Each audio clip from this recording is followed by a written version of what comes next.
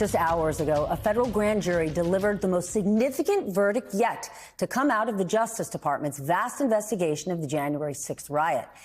Stewart Rhodes, the Yale Law School educated founder of the far-right extremist group, the Oath Keepers, has been convicted of seditious conspiracy in connection with the attack on the Capitol.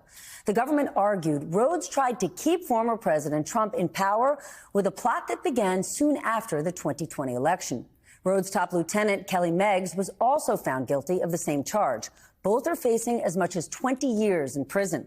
3 other Oath Keepers were found not guilty of seditious conspiracy, but all 5 were convicted of obstructing the peaceful transfer of power. The split verdict came after 3 days of deliberations. During the 2-month trial, the defendants argued they were fighting on behalf of former President Trump. Here's what Stewart Rhodes told a crowd at a rally back in December 2020. He needs to know from you that you are with him, that he does not do it now while he is commander-in-chief. We're going to have to do it ourselves later in a much more desperate, much more bloody war. Let's get it on now while he is still the commander-in-chief. Hooah! A former spokesperson for the Oath Keepers who testified at the January 6th committee hearings described what Rhodes was hoping to achieve on the 6th. What it was going to be was an armed revolution. He's a militia leader.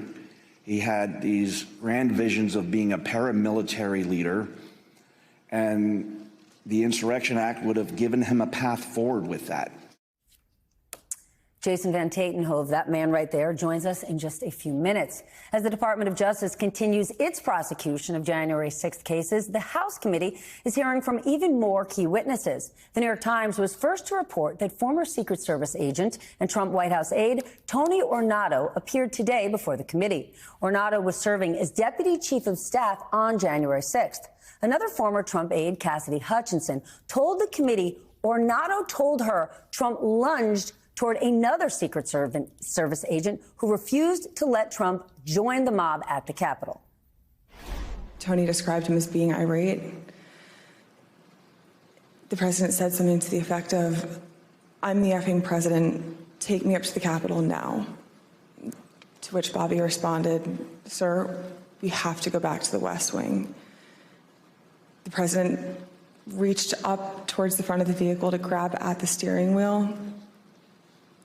Mr. Engel grabbed his arm, said, "Sir, you need to take your hand off the steering wheel. We're going back to the West Wing. We're not going to the Capitol." In a separate investigation, Trump's former chief of staff could soon be giving his own testimony about efforts to interfere in the 2020 election.